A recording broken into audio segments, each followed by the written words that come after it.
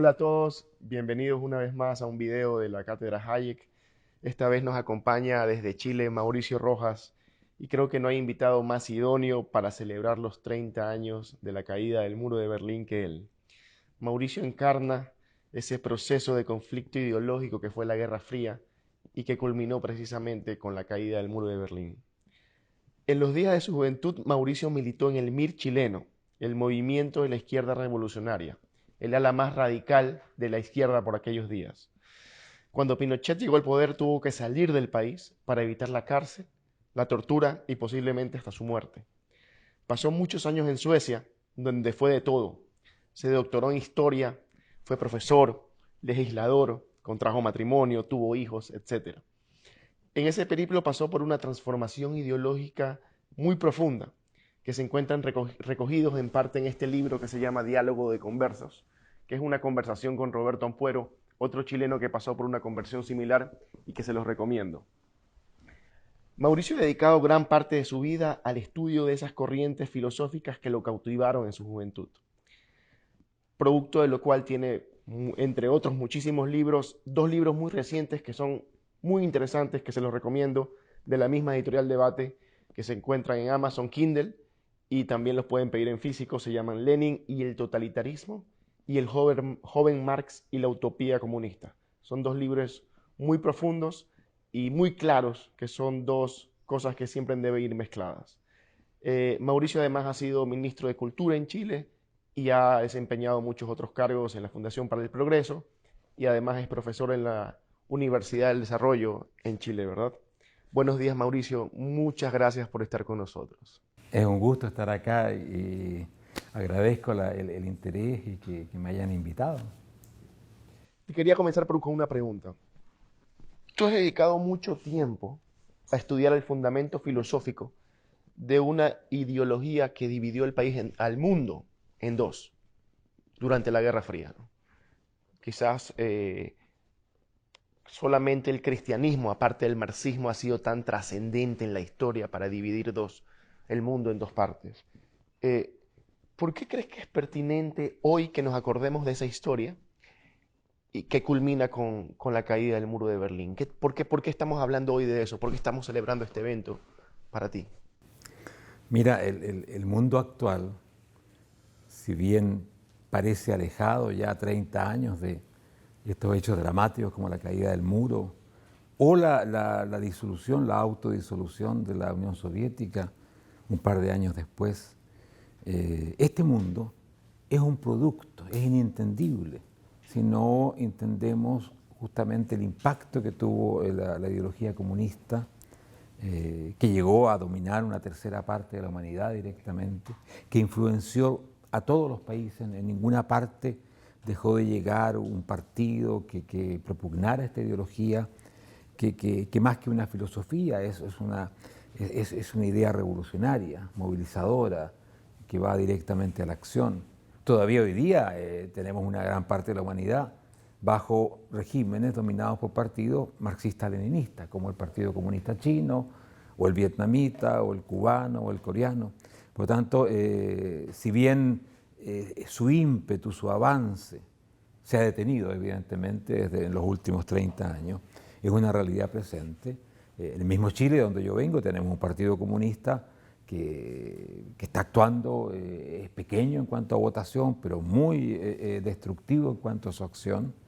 En todas partes tenemos además jóvenes que de una u otra manera, sin saber mucho a veces de qué se trata, pero se acercan o se identifican con el pensamiento marxista o con pensamientos que están emparentados alguna vez. Por lo tanto, esto no es historia en absoluto. Fuera de ser un tremendo drama que hay que explicar, o sea, por qué surge esta doctrina, por qué tiene tanto éxito y después por qué fracasa de la manera que lo hace. Tu pregunta es interesante porque muchos críticos de izquierda, que no quieren que se discutan estas cosas, dicen, pero ¿por qué estás discutiendo cosas viejas, qué sé yo?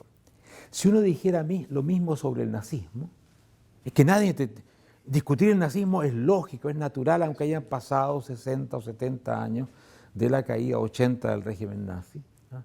Porque es un fenómeno que hay que entender.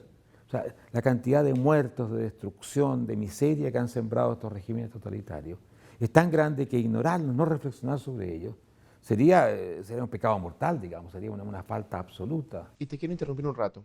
¿Por qué crees, en cambio, que hay tantas películas, enhorabuena, sobre el nazismo y no hay una producción similar sobre algo que mató aún más gente como fue el régimen soviético?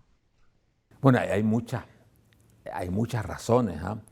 Primero que el nazismo tiene una estética muy superior, un dramatismo escénico, ¿ah?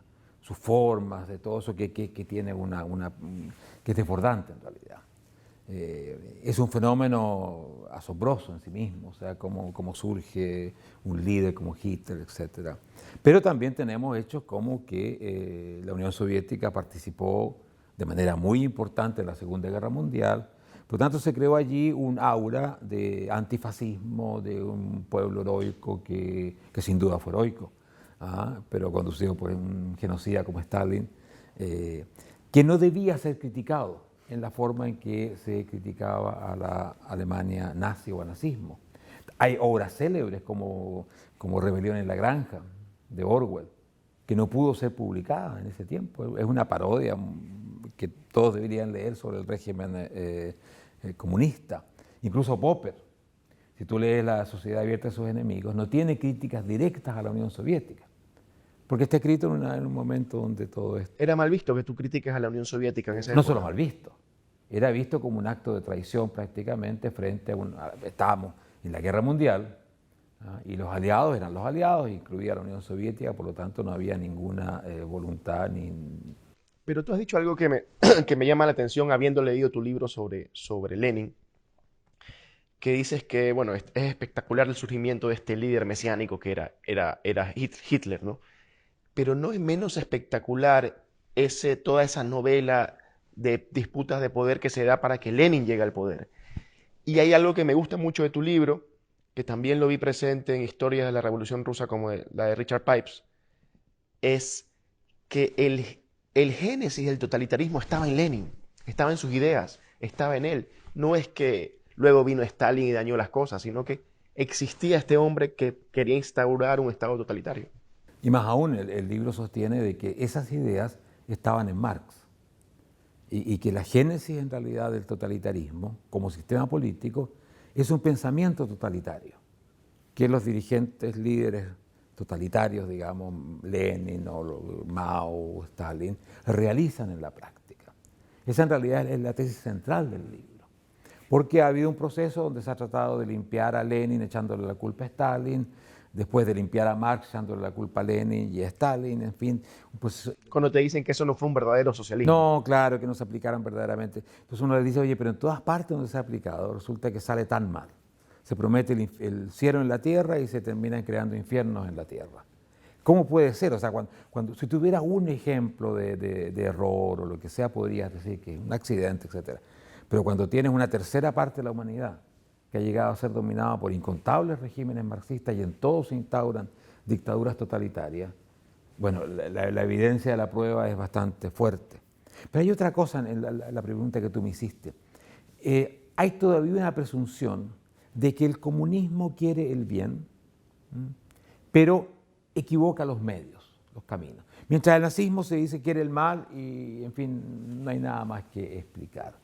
En mi obra sobre Marx y sobre Lenin, tratan de explicar ese asunto, que es complejo, porque aquí hay un pensamiento de redención, de transformación total del mundo, del ser humano, que es verdaderamente es algo que te encandila, es fantástico. O sea, ¿quién no quisiera traer el cielo a la tierra?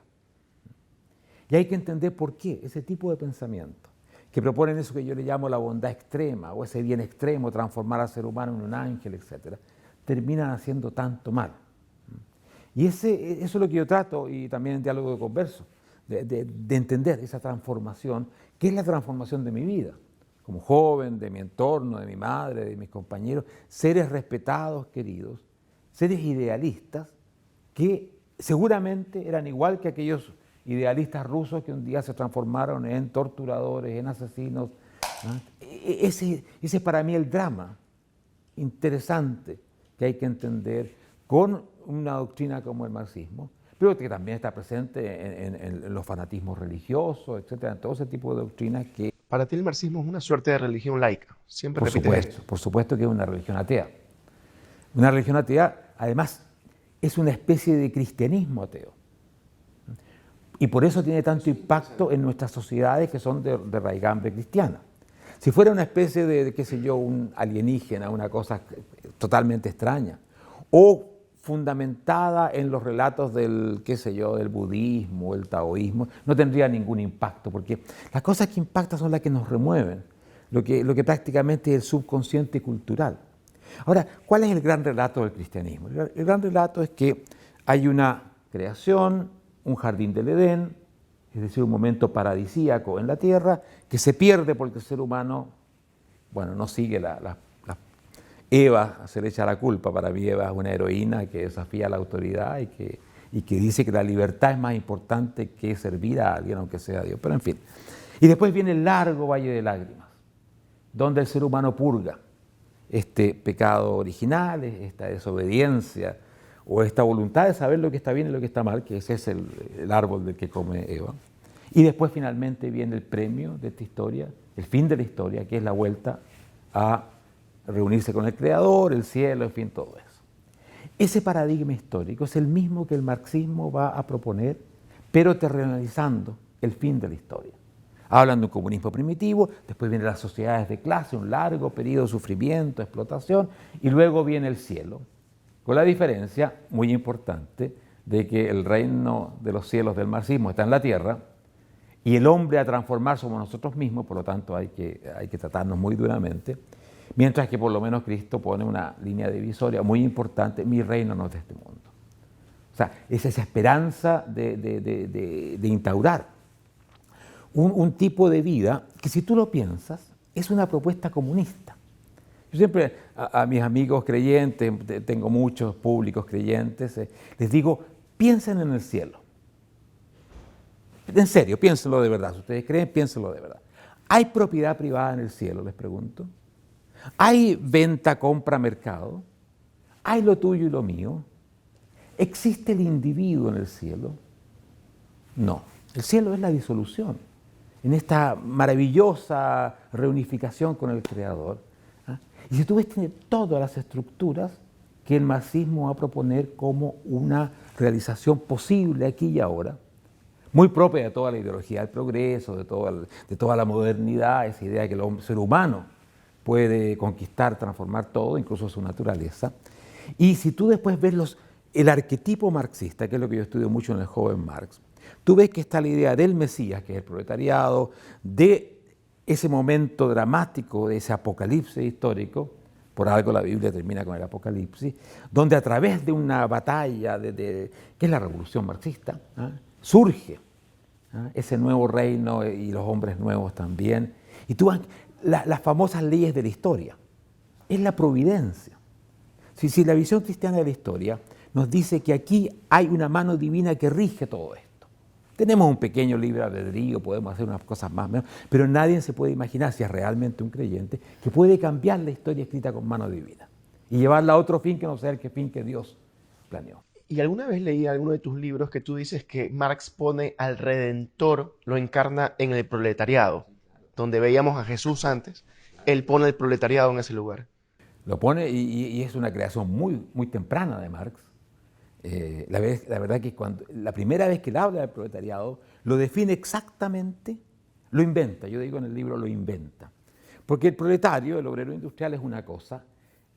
Lo que Marx inventa a partir de ese ser humano real, que no conoce además, Marx nunca visitó una fábrica, es algo, aunque su amigo Engels lo invitaba, porque Engels era un capitalista, Marx vivió de la plusvalía o de la explotación. Engels se enamoró de una trabajadora, incluso. Además, por supuesto, y su familia tenía fábricas textiles, etcétera, tanto en Alemania como en Inglaterra, y Marx nunca. Pero cuando él habla del proletariado, habla de una clase redentora, y lo hace a partir de una lógica muy, muy extraña, es la dialéctica de la miseria, donde dice, porque el proletariado es absolutamente explotado, no tiene nada que defender, como puede ser la burguesía, qué sé yo, otras clases, es la humanidad pura y su liberación es la liberación de la humanidad en su conjunto.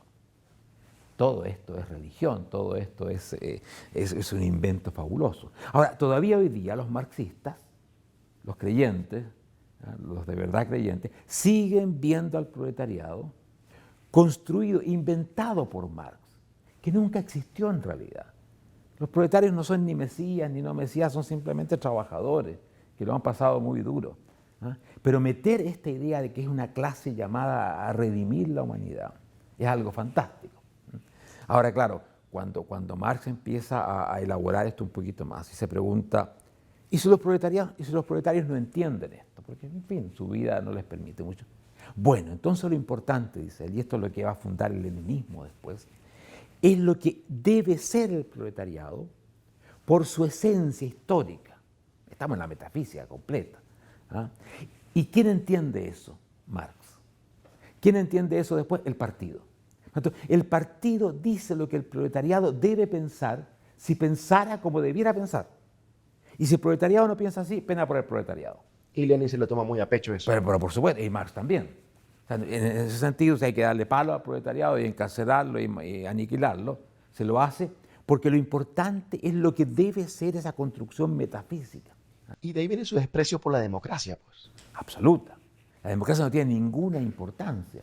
¿Por qué? Porque aquí se trata de leyes de la historia, de fuerza, además de una liberación que es tan extraordinaria que los métodos que se usen para lograrla no tienen ninguna importancia. Cualquier método es válido, y eso lo afirma, bueno, la dictadura del proletariado como concepto la crea Marx, y la defiende sistemáticamente. Si hay alguna idea que Marx sigue defendiendo siempre, incluso cuando él dice, ¿cuáles son mis grandes contribuciones a la teoría de la historia? No es la lucha de clase, de la cual ya se había hablado. Son tres cosas, entre las cuales la segunda es la dictadura del proletariado. Es decir, no hay liberación posible, no hay cielo, paraíso posible, si no pasamos por ese momento de violencia. Esto es lo que, por supuesto, va a recoger Lenin, que va a ser la esencia de la justificación del terror revolucionario. La idea de que para llegar a ese paraíso tenemos que pasar por el apocalipsis revolucionario. Me impresionó en tu libro las muchas referencias que hay de Lenin a Robespierre y de Lenin al proceso francés, achacándolo de haber sido muy tibio y no haber cambiado de arriba abajo las cosas, ¿no? Por supuesto, por supuesto. La Revolución Francesa, los jacobinos, la parte más terrorista del año 2, digamos, de la Revolución, es un arquetipo. Lo tiene muy presente. Por supuesto, por supuesto. Y cuando él discute con otros socialistas que él considera no revolucionarios, él dice, ustedes son los girondinos, en fin, los asocia a las fracciones políticas que eran un poco más tranquilas en Francia. Y él se asocia directamente con Robespierre. Incluso el que va a ser su principal admirador con el tiempo, pero que era un detractor terrible, que es Trotsky, lo dice directamente. Aquí está el Robespierre ruso, la mano de hierro, el dictador, etc. Esto lo dice cuando se está formando el partido bolchevique.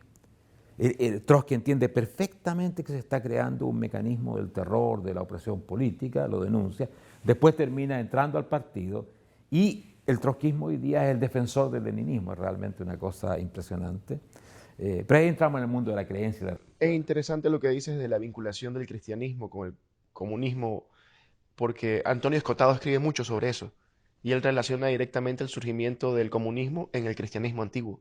Y ver las citas en su libro de los enemigos del comercio, de los revolucionarios franceses más adeptos al terrorismo, que se justificaban en ese paleocristianismo antiguo que lo invocaba Claro, mucho. las comunidades cristianas originales son comunidades, los bienes están en común, son comunidades a la espera de la vuelta de Cristo, lo que se llama la parusia.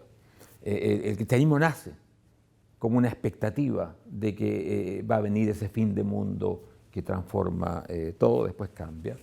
Así que, pero yo creo que la ligación es mucho más profunda que eso. Y no está en sí mismo en imitar las comunidades primitivas del cristianismo, sino que está en toda la concepción. En el arquetipo que se ha formado. En una época que es la modernidad, donde la religión retrocede como visión que le da coherencia al mundo para los seres humanos.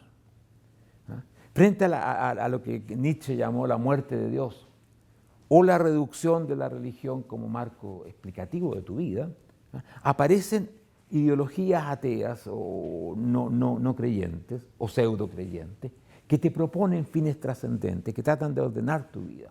El marxismo es la expresión más radical de ello. Te propone primero toda una explicación del mundo coherente, tal como la religión te lo daba, de principio a fin, y te propone un papel histórico trascendente, liberador, Mesías. Eso fue lo que yo sentía a los 14, 15 años cuando empecé a leer el manifiesto, etc. ¿Te emocionaba? Yo me sentí elevado. De pronto salía del círculo de los hombres o mujeres normales para transformarme en uno de aquellos elegidos para liberar la humanidad de todos sus males. Esta es una cuestión delirante, absolutamente delirante, que puede transformar un joven Mauricio muy idealista, etcétera, en un asesino.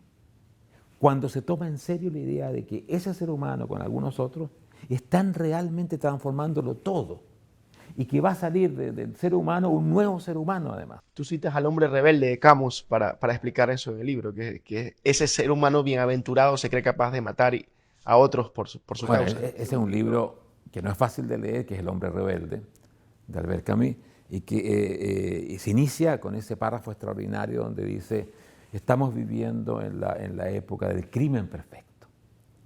No es el crimen que se hacía antes, digamos, de un común criminal, digamos, o de un enamorado que mataba por pasión, no. Es el crimen que se hace a nombre del progreso, de la filosofía, de las grandes ideas que permiten, ahora estoy agregándole a Camus, matar y dormir bien. Como estoy convencido que Stalin, Lenin y Hitler y todos estaban, pero en la gloria, aunque hubiesen condenado decenas de miles de personas el día anterior a la muerte, como decía Stalin, que es impresionante cuando Stalin está ahí con las listas de cuántos vamos a matar en Rusia, ¿no? Dice, bueno, póngale 10.000 acá, 5.000 allá. Era la orden al partido de que había que condenar 5.000 personas. Hubieran o no hubieran culpables de algo, no importaba. Como si fueran ganadas. Había que establecer el terror que todos lo sintieran. El partido estaba en tu vida, incluso él mismo llega a la paranoia prácticamente, porque dice, ni mi propia sombra ya me da confianza, ¿ah? Y esa es la expresión máxima ya del totalitarismo, cuando toda la vida se transforma en una vida aterrorizada, donde tú siempre se sientes expuesto, vigilado, amenazado. Bueno, la Stasi de manera democrática llegó a ser un mecanismo así de ese tipo, pero ya ahí estamos llegando a la sociedad totalitaria como nunca ha existido, que fue la época de Stalin en la Unión Soviética.